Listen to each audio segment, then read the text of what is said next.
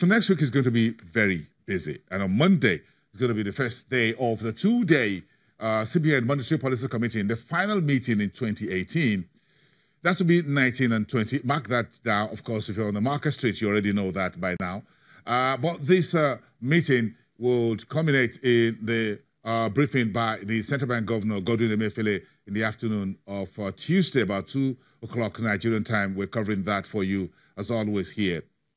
And, of course, the October CPI, what you call the Consumer Price Index and Inflation Report from the Statistics Office, or NBS, will be on the street on the 21st. So the MPC will precede the CPI and inflation report this time around. But, of course, we expect to hear snippets of this inflation report in the communique to be read by the Central Bank Chief later on Tuesday before the CPI data midweek.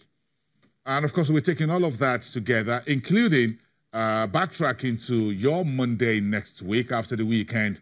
FMDQ, OTC Securities Exchange is putting a major conference together to look at the issues around Nigeria's housing market. Right now, the FMDQ is hosting the multi-billion bond of the Nigeria Mortgage Refinancing Company, what you call the NMRC. That's a government agency set up under the last administration to help mortgage refinancing business in Nigeria. The game is being extended to, or expanded, to get more people into the real estate business and resolve one of the most intractable problems and unlock billions and billions of naira sitting in Nigeria's housing industry. And one good news for those of you who are investors in the market, in case you're just waking up to this, the SEC, Capital Market Committee, has extended till December next year the deadline for you as an investor to regularize your multiple shares accounts. We've said this over the last 1.5 years. This is about the third time that the SEC is giving this extension for those of you who use multiple names or multiple addresses, the names of your house helps, your husbands or wives or whoever, or friends, to buy shares in the market, not in your name. If you had engaged in this illegal activity in the past, the SEC is saying, come clean, step forward, regularize this account, this multiple shares account, consolidate them, as it were. There will be no penalty for doing that. So it's an amnesty, if you want to ask me. Yes, it's an amnesty. Naturally, you should be heavily penalized for using illegal other people's names to buy shares in the market. That's illegal, by the way. So, but SEC says you have an extension out till the end of next year to regularize and consolidate your account. What will it help you achieve? Well, it will reduce market liquidity a little bit because you're going to consolidate them. Then you have the portfolio of unclaimed dividend. We have billions and billions of naira in dividends that are unclaimed, largely again because some folks use different names to open, to buy shares in the days of the market boom. Now they find it difficult to claim the dividends because the dividend warrants and all that will not go into their accounts.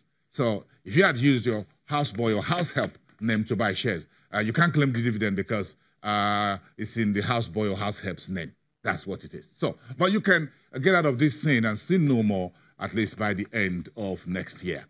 It will also ease the problems relating to the transmission of shares to estates of deceased investors.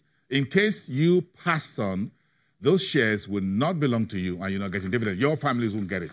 So you need to consolidate, come clean, and get it done. This is an amnesty period extended in the securities market till December next year. That's good news, isn't it? Yes, it is. So let's talk about yesterday's stock market. 0.76% down on the general index. The banks went into a bit of a, not much of a tailspin, but a very strong headwind. Okay, here we go. We lost our 32,000 yesterday. And I was trying to be a little bit skeptical about this yesterday morning, about the first 3 trading sessions of the week. We started around 32,300. Now we lost a bit of that. So we're now down to 31,864. And we lost the 11.7 trillion on Thursday, down to 11,633 on the big board. Just look at the transaction page, and that's where you see investors' very strong appetite for the market. That was a very strong volume, more than our daily average of 250 million. That's 350, technically speaking, 349.25. In Naira value, that's also significantly much stronger, 2.45 billion Naira as investors bought into some key sectors of the market, banks in particular, but decided to take some profits. And of course, you see the deals north of 2,500. The big news in the market is Seplat, but let's give us a few seconds, we'll get into that. Look at the 5 sectors very quickly before we get to that dusted. Okay, banking was a massive 3.34% in negative territory. Industrial goods came in by 0.38% negative. Insurance lost much smaller, and oil and gas was a gentle negative finishing there. But you see consumer goods 0.5% in positive territory, because Nestle, the bellwether in that space, was up 3.45%. So I'm talking about the oil and gas. So let's just roll that over and check through the numbers.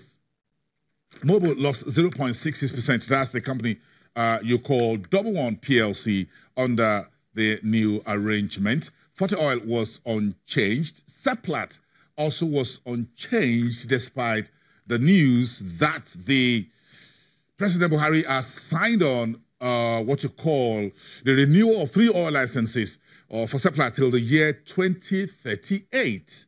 This is 2018. That's renewing these oil licenses for Seplat Petroleum for the next 20 years. This is the juicy part of Seplat Petroleum's books, which is basically those 3 OML that the company says accounted for about 90%.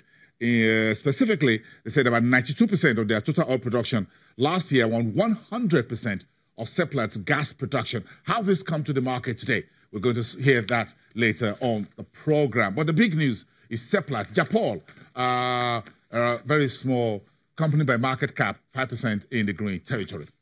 We'll take a break. We'll be right back. We're talking more about the time we're living in. We're living in very troubling economic times, but how do we survive to live in financial times? That's the conversation we're taking straight to you when we come back. Hang in there, folks. 2 minutes.